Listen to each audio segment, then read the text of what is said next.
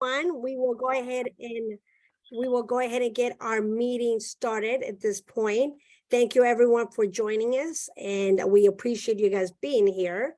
My name's Armida Colmenares-Stafford. I co-chair the diversity and inclusive meeting, as well as I'm first vice chair of the Valley Economic Alliance.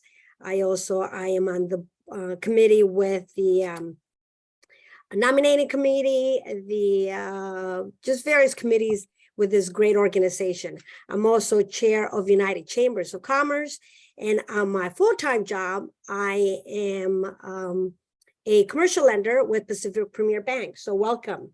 And my partner in crime, Carmen. Hello, thank you. And again, welcome to everyone that is joining us. I'm Carmen Bowen. I am the Assistant Vice President for Institutional Advancement at Saybrook University. I've been a member on and off of the Valley Economic Alliance about, 7 years. I don't know, some ridiculous number. And I am the co-chair of the DEI committee. So we hope that you guys continue to join us and tell a friend, because we have lots of plans for DEI going forward. And, DEI is all encompassing of so much. And we need great thinkers and doers as you guys. So thank you so much. So my job is now to kind of have everybody do self introductions. So we'll start with you, Erica Gass. Thank you so much. I'm Erica Gass with the Valley Economic Alliance. I'm operations manager and just so happy to be here and part of the committee. Thanks for having me. All right, thank you. And Commander, I'll do you last because we're going to do a formal introduction. Dr. Moss, you can continue. I kind of stopped you for a second. Dr. Donald Moss. Thank you, Carmen. I'm Don Moss with Saybrook University, Dean of the Colleges of Integrative Medicine and Health Sciences, and happy to join you today. Thank you. All right, let's do Anne Maria Rice. Good morning, everybody. My name is Anne Maria Rice. You can call me Maria. I am a major account executive and I handle government education accounts with Conaca Minolta. Thank you. Dr. Searcy. Hi, good morning. Good morning, everybody. I'm Yan Searcy, Dean of the College of Social and Behavioral Sciences at Cal State University Northridge, CSUN. Thank you so much. Karen Swift. Hi, Carmen. I'll try to support you wherever I can. Hi, everyone. Karen Swift with Cedars-Sinai Government Relations. Cedars-Sinai actually does some grant making with first responders. So I work with our Community Benefit Giving Office. So we support LAPD Foundation. And I'm interested to hear what you have to say, Commander Flores. So I wanted to join today, although my colleague Angela Suarez is the board member at VEA, but you guys are on Zoom. So hopefully Erica let me crash today. And I have to leave a little bit early, but I'm here for whatever part of the discussion I can be here for. Thank you so much. All right. Now, pardon me if I mispronounce your name. Is it Anka Inache? Yes, sorry, my camera was not on. Yes, hi, everybody. I'm Anka Inache, actually. I'm an ESG consultant. I just want to learn more about DI space. I want to specialize in this. So I just want to immerse myself in the topic. And I'm a member of the Alliance, and I'm so happy to be here and excited to hear what's going on. Thank you so much. And as we go through this, you guys, for those of you that have introduced yourself, if you don't mind adding your contact information to the chat, we would greatly appreciate it. All right, Fred Gaines. Hello, everyone. Welcome. I'm Fred Gaines. I'm chairman of the board of the Valley Economic Alliance. So thank you all very much for joining us. Commander Flores, it's wonderful to have you. And thank you to Armida and Carmen for chairing this committee. And everyone have a wonderful, wonderful Thanksgiving holiday. Can you believe it's Thanksgiving already? But so happy that you're joining us today. Thank you. Thank you. All right, Mike Stafford. Hi, everyone. Mike Stafford, business manager at St. Joseph the Worker Catholic Church and coordinator for the LAPD clergy councils in the Valley Bureau. All right. Thank you so much. We appreciate you attending today. All right. Let's do Jessica. There's two Jessicas, looks like. I'll go. I'm sorry, I'm camera off today. I'm recovering from a nasty bug. Excuse me. My name is Jessica Cruz, and I'm the communications manager for Southland Regional Association of Realtors. I'm excited to be on here for the talk today, and I will go ahead and put my contact information in the chat box. Thank Okay. you.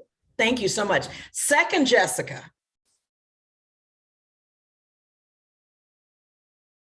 Her audio's coming on. 1 second, you guys.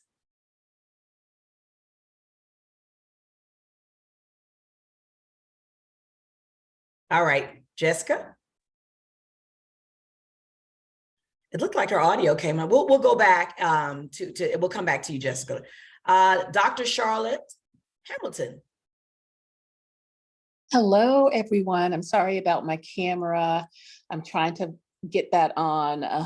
But good afternoon, everyone. I'm Charlotte Hamilton. I am the Dean for the College of Social Sciences at Saybrook University, where I am the partner of Dr. Don Moss, who is the college dean for the Health Sciences program. And Carmen, wonderful to see you. Just great to be here and to hear everyone. Looking forward to this wonderful presentation. Thank you, and thank you for your support. All right, let's go to Winnie Davis.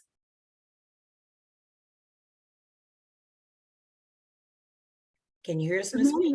Good morning, everyone. Glad to be here. Thank you so much. All right, and don't forget to put your information in the chat. And let's see, Hanson Valadares. Good morning, everybody. My name is Hanson. I'm representing New Horizons. I'm the training operations manager here. My camera's going to be off because our bandwidth is a little slow once I turn it on, because our day program is sucking up all of it because we do Zoom sessions through our day program. No worries. I love your avatar. So that one's giving me a smile. So that is great. All right. Second Jessica, did you get a chance? Can you hear us, or because we couldn't hear you? Okay. Well, everyone, I will turn it back over to Armida so that we can introduce our special guest. Yeah, thank you. Thank you, Carmen, and everyone again, welcome. Thank you for joining us. It is my pleasure and my honor to introduce Commander Flores. A little bit about her. Commander Ruby Flores' contribution to the Los Angeles Police Departments related to mentoring and advancement of women have been ongoing and consistent throughout her career. She leads with compassion and conviction to improve the department in a manner that will benefit all throughout the city and department employees. Her responses to department projects and efforts start and end with the best interests of the community and the department employees in mind. Flora makes time within her incredibly busy schedule, and we know how busy they get, to meet one-on-one with anyone to provide counsel and guidance, including those outside the LAPD. This is one of her methods, which Ms. Flores, Commander Flores, furthers the influence and commitment of women in LAPD. Another is her work hosting promotional hiring seminars for the ranks of detectives, sergeants, and lieutenants. She prepares the attendees for success in their upcoming multiple choice essay and interview, maintaining regular meetings with anyone seeking additional assistance. Boy, you're busy. Furthermore, a women and men in LAPD by Flores is also seen in the Candidate Assistance Program and seminars, which prepares female candidates to be successful in the police academy. Flores is also active in vocal members of Los Angeles Women Police Officer and Associates, for whom she has been assisting in furthering women throughout the department. Flores established and published the department's first DEI plan. This plan expands on the manner in which LAPD will foster an internal culture committed to engaging the voices, respecting the humanity of all people, and reflecting the expectations of the community. And we really need that. And thank you for representing LAPD. Thank you for joining us. And it's a pleasure having you. So take it away, Commander Flores. Well, thank you so much for that introduction, Armida. Thank you so much. Pleasure to meet each and every one of you. It's an honor to be here. I love contributing and being a part of community organizations such as yours. I think together we will definitely find out we have a lot of work to do together. There's no way that we can do this diversity, equity, and inclusion work alone. So I do have a short PowerPoint. Is it okay if I share my screen? Okay, excellent. Hopefully I get this to come up.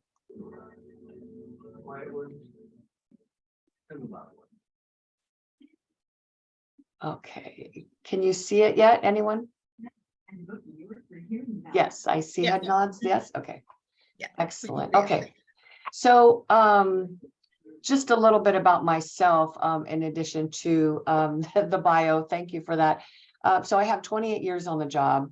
I started, in 1994 at a time where, if you remember, the department probably didn't have the best reputation. It was right on the heels of the Rodney King incident. The city was, they were trying to out our current chief of police at that time. There was a lot of internal strife. Officers were leaving the department, but yet it was still a profession that I chose to be a part of, to be part of the change. It sounds very cliche, but I didn't grow up thinking I was going to be a police officer. I went to Long Beach State on a full ride scholarship, so a product of Title IX. I was able to earn my degree there, went on to get my master's degree, and then I joined the department.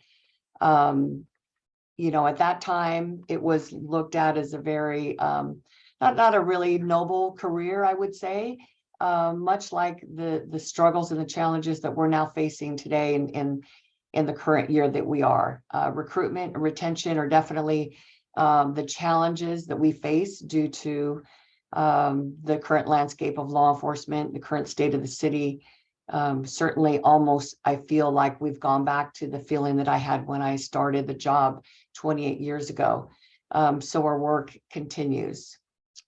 So when I was asked to be a part of racial equities, what it started out as, I was actually the commanding officer over training bureau. So I was in charge of all the training for our recruit officers, but also for in-service training for sworn and civilian. So right now we have about 12,000 employees. 18% of those employees are women. During the good times, we were almost 10,000 strong for sworn, and then about 2,000 civilian personnel. Our numbers are steadily declining because we're currently not even able to hire at the rate of our attrition.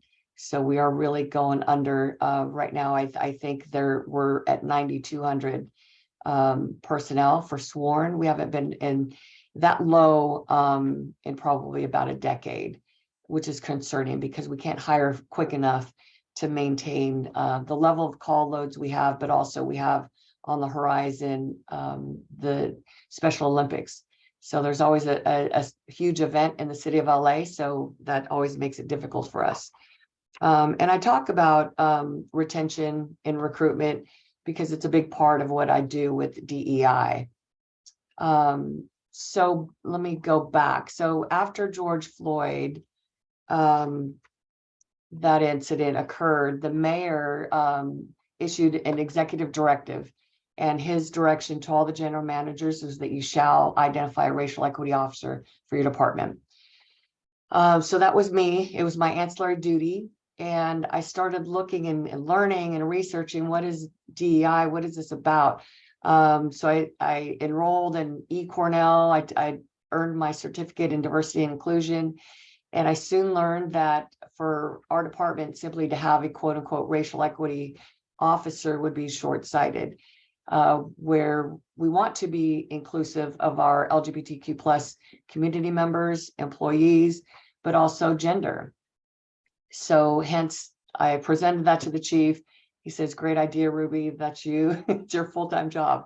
So 2 years ago, I started, I had no staff and no budget. But it was important enough to the chief that he understood that by institutionalizing this position within the department as a full-time position and one that would grow, that this was important. It was important to the command and also for the community that we serve. So I met with a lot of our affinity group members. We have affinity group members we have groups for women, for our Hispanic employees, for our African-American employees, and our AAPI officers. So I started having listening sessions with our officers internally, and then I met with community persons from our academia. Together, we came up with a mission statement of what DEI is about. So this is what our mission statement is, and what I like, what is important, and that I think is truly defines what our department is trying to do, is the fact that our commitment has to be highly visible and reflect all the expectations of our communities. So that means we have to involve the community in everything that we do, every policy change, every enforcement action, everything affects the community. And so they should be a part of this change. At that time, the call was for police reform, defunding the police, abolishing the police. It was all over the place. But yet we still have to remain committed to listening to our community, whether they their views are polarizing or whether they support us or not. But this is where cultural competency comes into play. So that's where we learned that we should learn not only about ourselves, but learn about the community that we serve so that we can do so. So part of the DEI plan that we wrote together with community involvement is the what I call our circle, our wheel of our policing ecosystem. So the internal, there's two pillars to our DEI plan: an internal and introspective look of what we look like inside the department in terms of policy, our systemic issues, concerns, our culture. And when I had presented that to the chief and I told him we needed to do a climate study, he was all in. And I said, we have to prepare ourselves because it may not be pretty. There are going to be some things that come to light that we didn't know about, or things that we will certainly identify where we are falling short, where we need to find some improvement within our employees in the workplace. And he's been very open about being transparent, warts and all, he says. And but there's also an opportunity to progress, is the way I look at it. The secondary pillar is being transparent and communicating and collaborating with our external partners. And it's group like yours here, our community members, our nonprofits within the city, our faith groups. So again, the whole vision is that we have to do this together, and listening to the community. And it's a circle because it's something that's going to be never ending. I think we have to work towards change without arriving, so to speak. So it's continuous, and we're always looking at ways to get better. Much of the work with DEI, that's, I think, probably the one frustrating challenge that I have as being the diversity, equity, inclusion officer, is people want to see very quick results and say, what are you doing about this or that, right? How come we haven't hired 30% women like you said we were? And things will take time. It takes time to change culture.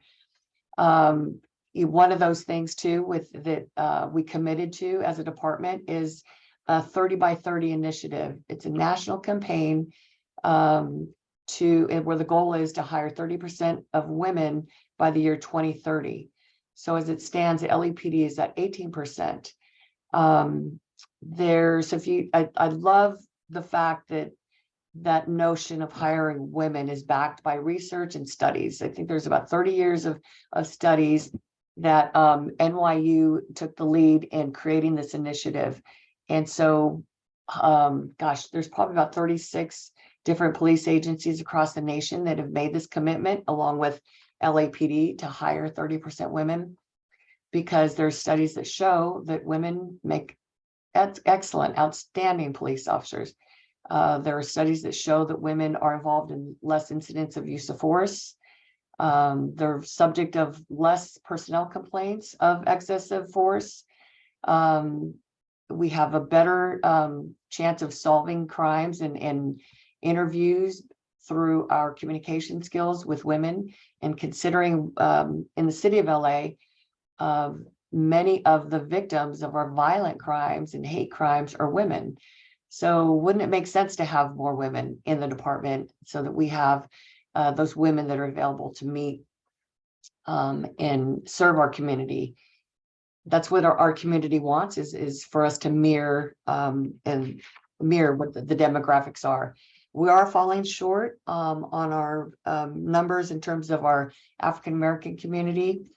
So the three goals for the 3 areas of goals where we need improvement is hiring of women, African-American, and our AAPI community. And the chief has made that his priority for recruitment. So with DEI, and I'll just briefly go over some of these, and you can ask questions if you wanted to know a little bit more about them. But part of this internal look at ourselves through a culture climate study, but also evaluating our systems and our policies, and looking at our manuals and protocols. We have some improvement to do to update our language, or the gender neutral pronouns. So I am also the department's LGBTQ plus department coordinator. So I'm always looking at policies to make sure that we are including our non-binary individuals as well as our transgender employees and community. So I'm looking at things like that. So 30 by 30, which you see on the screen, mentoring. Many of the things we're doing internally speaks to retention.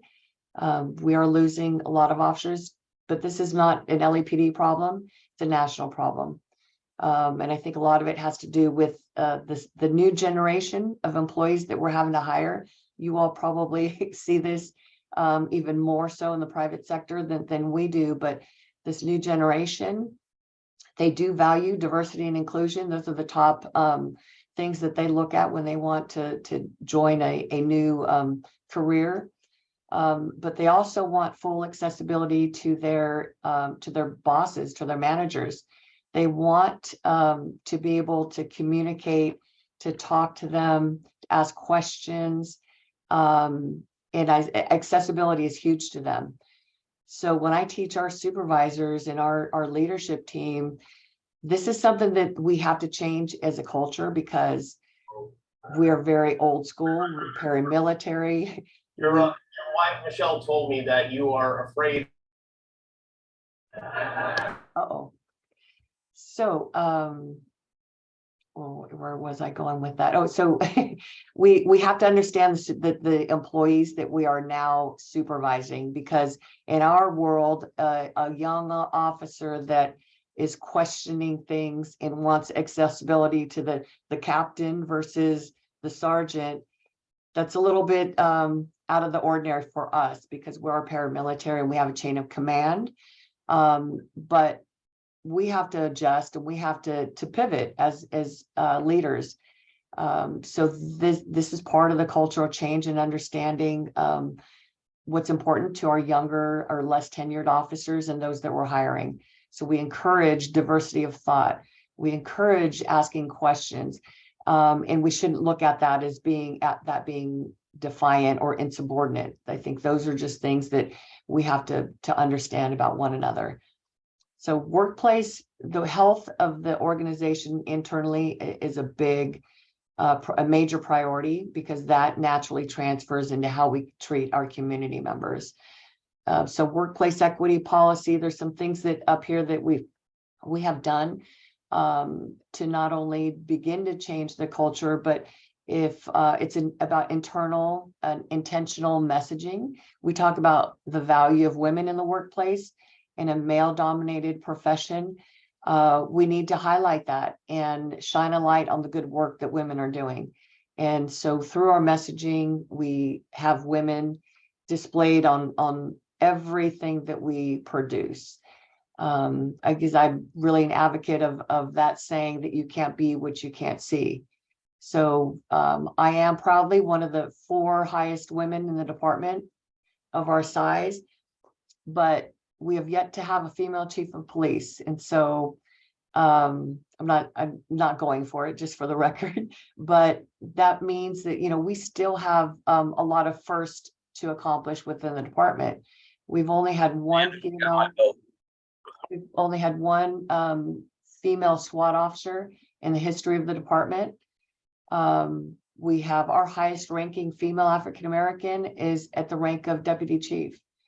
So there are many gaps, I would say, in some of the positions that we hold, but we are moving in the right direction. We're looking at ways that we can empower our employees to get them ready for the next level and create a succession plan. So these are the groups that I often work with. I have regular standing meetings in steering committees with some of our faith groups and city partners. The other piece internally that I want to mention is we have our ombud section to look at workplace issues. So from a liability standpoint, it makes sense that we look at risk management issues internally when it comes to workplace issues, personnel complaints.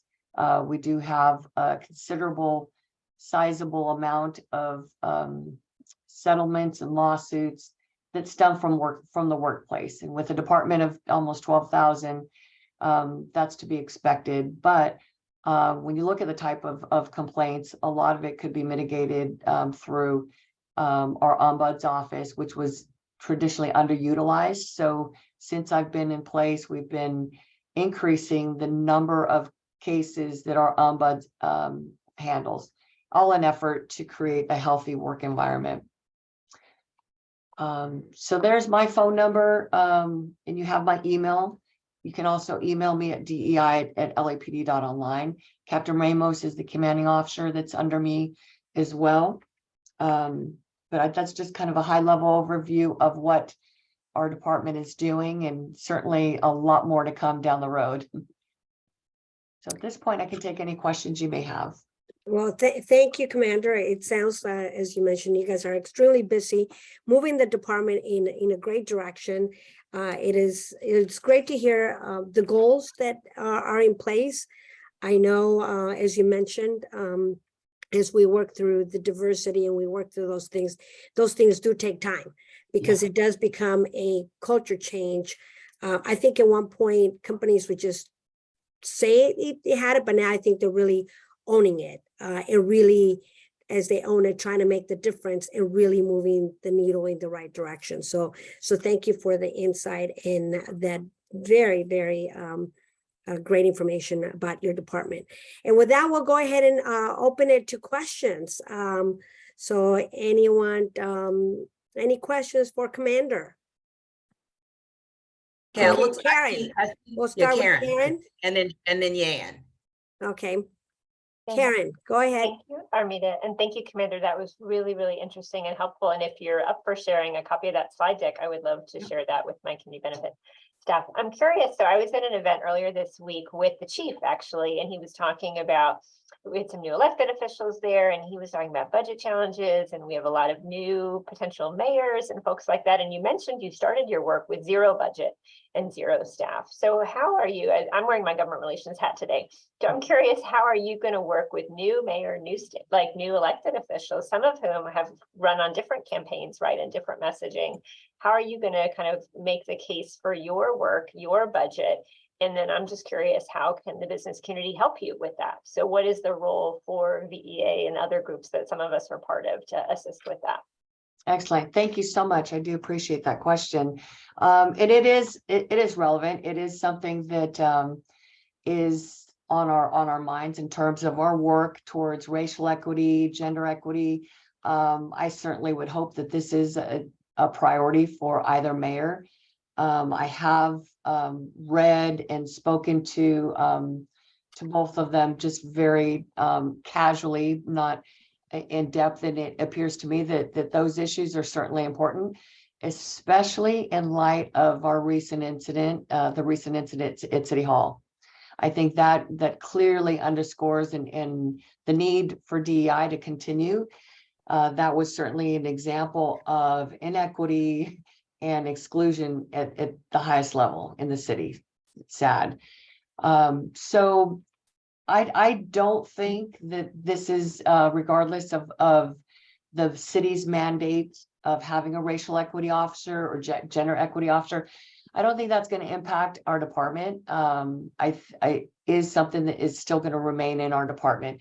Whether the city supports that or mandates the positions to be in place or not, it is something that we are institutionalizing. It is institutionalized within the department. So my staffing has increased a bit, but also still the chief has made it known within the department that although I don't have a huge staff, I have the autonomy to work through the other bureau chiefs, through all the other department heads. So with that, it's made clear that this is a priority and something that we have to continue to support. How you can help us with it is I think continuing to be our advocates, continuing to call out the need for more officers, call out the need for holding us accountable. That's what DEI is about. It's calling, I always say, because I come from a softball background, it's about calling balls and strikes. It is what it is. So where we fall short, call us out on us, and we have to ensure that we act swiftly to solve those issues. I think that's for us the biggest piece. And certainly DEI work does take a lot of investment and resources. One of the things that is important to the chief that we look at in terms of retaining women is possibly looking at a flex schedule and childcare, all which come at it with a great cost. So yeah, thank you. Thank you for that. Anka, I see you have your hand up. Yes, thank you, Armida.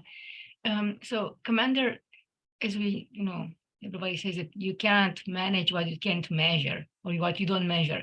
How do you decide what to measure and how do you measure it?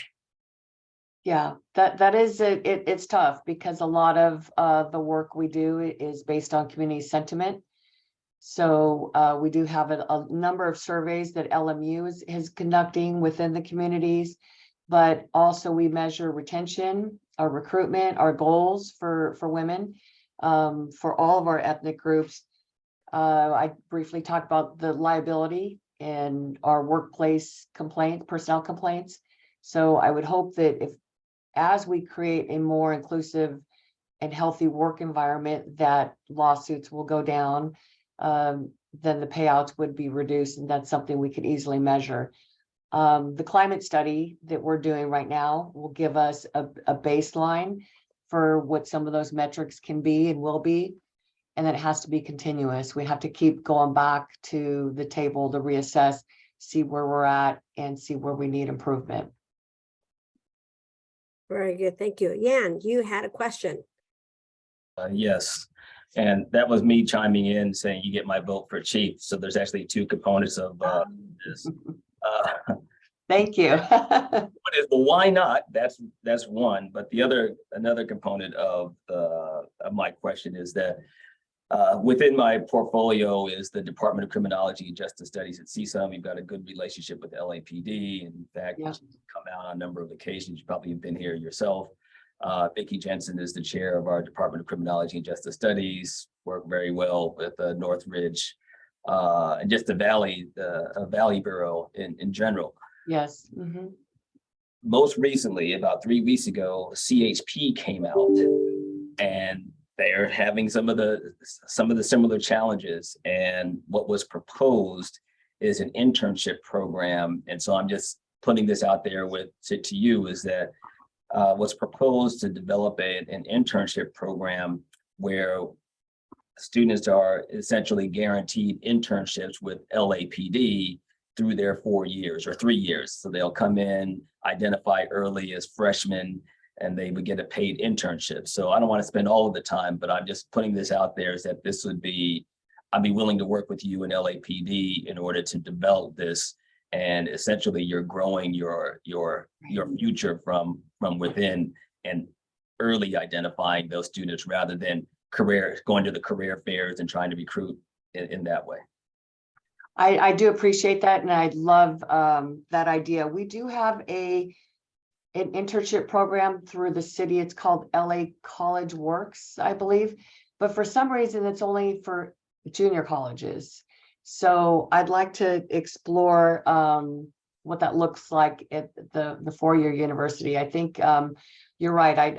I do speak at Cal State LA a lot at similar classes, and I've been able to get a few people to join.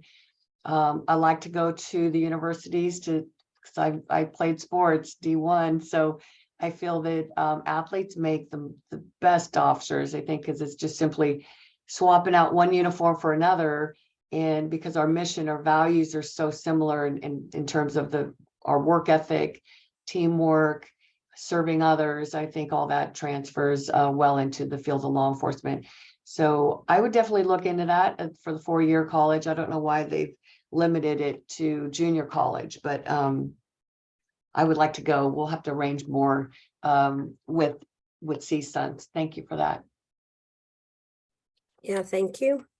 Any other questions? I'm looking around. I want to make sure I don't miss anyone.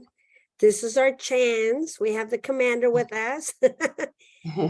Carmen, you had one. You have to always find that unmute button. So again, thank you, Commander Flores. One of the things that's really near and dear to my heart, and I'm sure as is with Dr. Searcy, mental health and policing. I know you guys that's one of your focuses, but I think we're still behind the curve on that, and we really need to.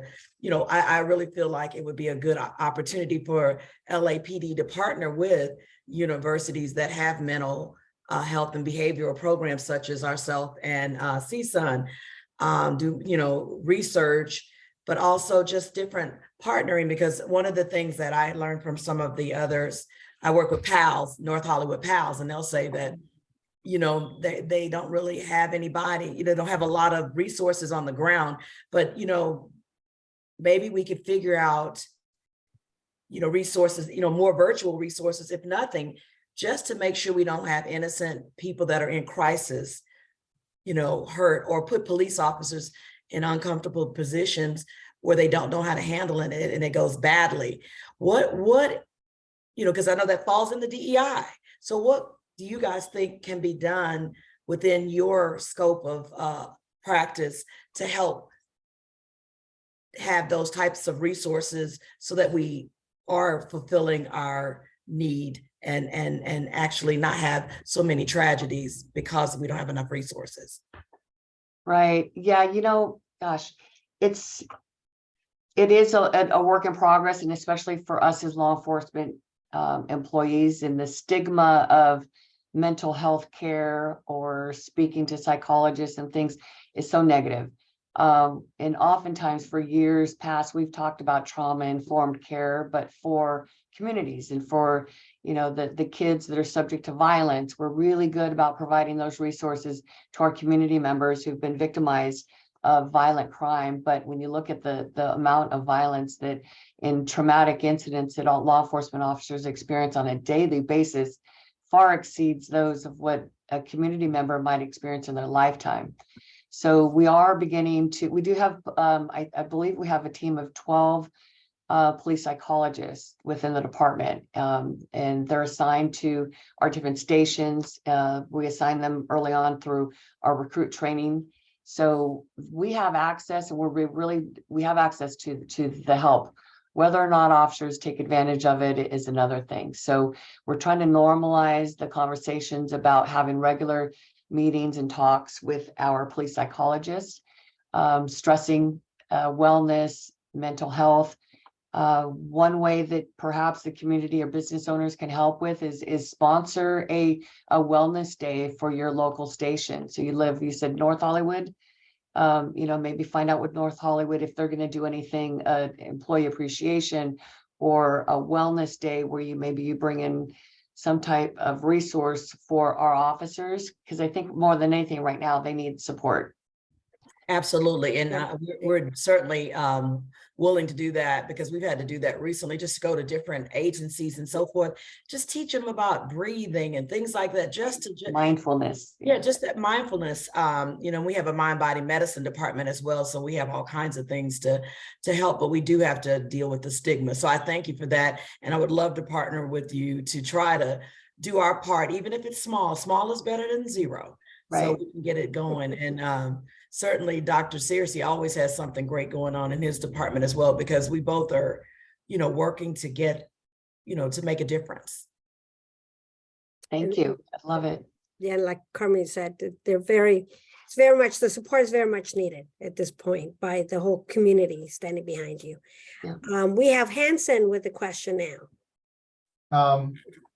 Yes, thank you, Commander, for the presentation. I just had a question regarding resources, and because I'm in charge of my company's training and everything that we do here at New Horizons, and we have been trying to launch our DEI program. What kind of resources do you think would be available to us? Because I've been researching, and it's quite a very broad, how can I put this? It's a very broad offering out there. And I want to make sure that I'm picking and choosing the right things. Like, what would you recommend? Yeah, you're right. It is broad. There's more and more that I'm learning about it. I think every major corporation and business now is creating a DEI or equity officer. It's still, I'm one of maybe 5 nationwide. So it's very new for law enforcement. One thing that I'm looking at is because I can only do so much, but sometimes it's kind of like with your kids, if they hear it from someone other than their parents, they might listen better. So I'm looking at bringing in a few guest speakers to speak to our rank and file, and then one for our management team. And one of those persons is Simon Sinek. So if you've ever read, or yeah, see head nods, I'd love him. So he does a really good piece on perspective and what DEI is.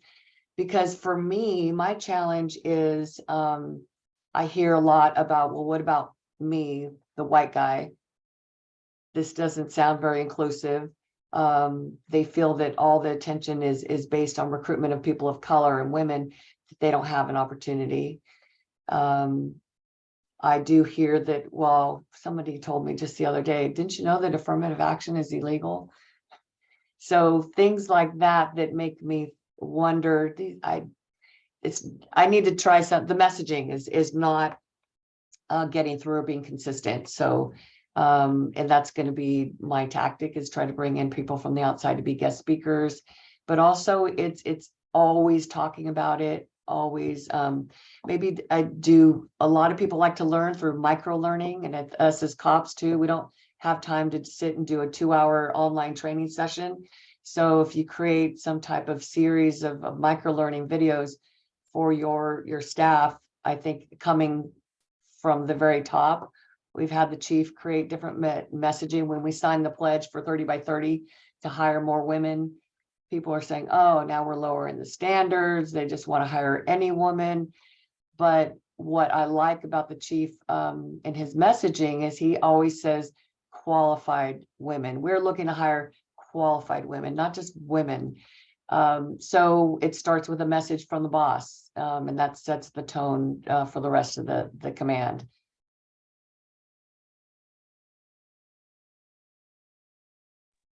Yeah, thank you. Yeah, it's a lot going on and a lot to overcome, because we do hear it. We're in banking, so they have to be really careful as they do the recruiting, because then they hear the comment they hear at our end is, you're doing reverse discrimination at this point. So it's a fine line they have to watch and really make sure they have the documentation to show, look, here's what made him qualified and being on top of it. So it's a sensitive subject and stuff. Yeah. Carmen. I just go back to I'm so on that glad. point real quick. I think it just goes back to equity. I mean, equity should be the status quo. Everybody has a right to and should demand equity, and anything above and beyond that is just going to make our organization better. Yes. I think so too. And equity, you know, as we learned, we've had several different speakers talk about equity. And one of the things is that, you know, people come in at different levels, and equity is to help bring us all to an equal level, you know, equal level with different practices. It's not all the same to get to equity. But one of the things you mentioned is that when you know, you say something, people, I think what makes us all go back to square one is, you know, when people say stuff like, you know, affirmative action is illegal, all of these things, when they say those things, or what about people that are not of color? But I think we have to always remember all the things that came about is because if we go back historically, it was a need, you know, but you know, as time progresses, we do have to adjust. But when, you know, I guess we have to, you know, educate everyone in understanding that, and because it's not a tit for tat. What it is now, get to a better place so we can keep progressing. And I think a lot of people get offended when that happens, you know, when people say that, because sometimes I got to tell you, all lives do matter. But when, you know, when that came up, just Black Lives Matter, people took it the wrong way. It wasn't that we're saying nobody else's lives matter. We're just saying, please, you know, hear us, don't kill us. Let's try to work it out. That's what that really meant. And sometimes it kind of scares me when I see too many Blue Lives Matter. Not that I don't think they do, because I do. Let's not get that straight. But sometimes I feel like when they do that and publicize it, it makes us afraid. And I don't live in an inner city area. I live in a, you know, a nice suburban area. But when I see it on some of my local police officers' cars, I'm like, are you really saying something different? You know what I mean? And I think with DEI, we need to let them know that your counter reaction to Black Lives Matter and saying blue, nobody's saying that they don't, because I definitely love police. They keep me safe. But it does scare me sometimes when I see too many, the big, it's frightening. I'm from Texas. So when I see certain things, it's like, oh, is that really what you mean? Right. No, that's the reality of it. You're right. And I think having the ability to see another person's perspective is the difference. And it's the difference of how we act and how we treat our community members. So I have heard that, and that is something that we have to consider, that when it's so overwhelming, we don't want to have that what do we call it, that overwhelming multiplying force.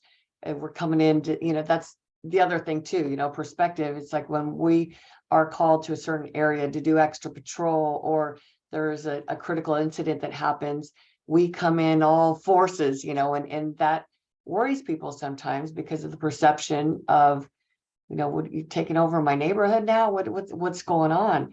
So when we look at it, like, we're responding to help you, but we need to understand that there's people that just by the mere sight of our uniform, that causes some concern and fear. Yep. Indeed. Thank you for, thank you so much. Do we have other questions? Anyone else? I was just adding that perhaps the messaging related to this, so from hearing a term reverse discrimination, which is problematic, as if discrimination should be correct in a forward way, that already indicates something. The other thing is, so Commander Flores, you had mentioned that you're an athlete, and I've been taking to utilizing athletic analogies, and people can understand it a little bit more. So for example, if we begin recruiting, I'll use football, defensive linemen, that doesn't mean that the quarterback isn't important. It doesn't mean that the wide receivers aren't important. It just means that we continue to build us as a team, and that these are the places where we need to build, and it needs to be reflective, and it makes us all collectively stronger. So no one argues, well, why is there a defensive backs coach? Of course you got to have a defensive back. But when it comes down to any other industry, people seem to have issues with trying to, in whatever sports, it's like, okay, we want to make sure our team is stronger, and these are the places where we're going to focus. But anywhere else, in sports, we accept it, but it seems like other places there's that resistance. So I've been utilizing that, and it's been a little bit more effective. I like that. Thank you. Thank you. Yeah, thank you. And I do see Anne Maria, your hand's up. You have a question? A question is more of a statement. Thank you for, all that you're doing, Commander Flores. DEI is truly an important part of our society across the board, no matter what industry you're in. And there's a lot of people who have the why not me. Do you guys conduct focus groups with community and to really understand their perspective on community policing? How does that affect how you guys move forward? Yeah, great question. So that is one thing that I am looking to launch in the new year is a series of dialogue or focus groups. I'm going to start with our youth, I think, because that's the age group that through some of the surveys, sentiment surveys that have done in the past, we find that the certain age group, primarily people of color that have the highest level of distrust, are between the ages of 18 and 24. So I want to start there and then also start younger so that we can begin to just have a see eye to eye and have a better understanding of one another, find out what the expectations are. I think from what I'm hearing, community, the biggest criticism they have of us when we have a community town hall meeting or a group session, it's usually the LAPD doing all these presentations and us giving you information. And if you're a community member, you show up at this meeting, you're like, I didn't come here to listen to you talk. I came to try to solve a problem. So let's identify the issues. Let's listen to our community members and then together come up with a solution. So that's what we're trying to really change, just the format of our meetings.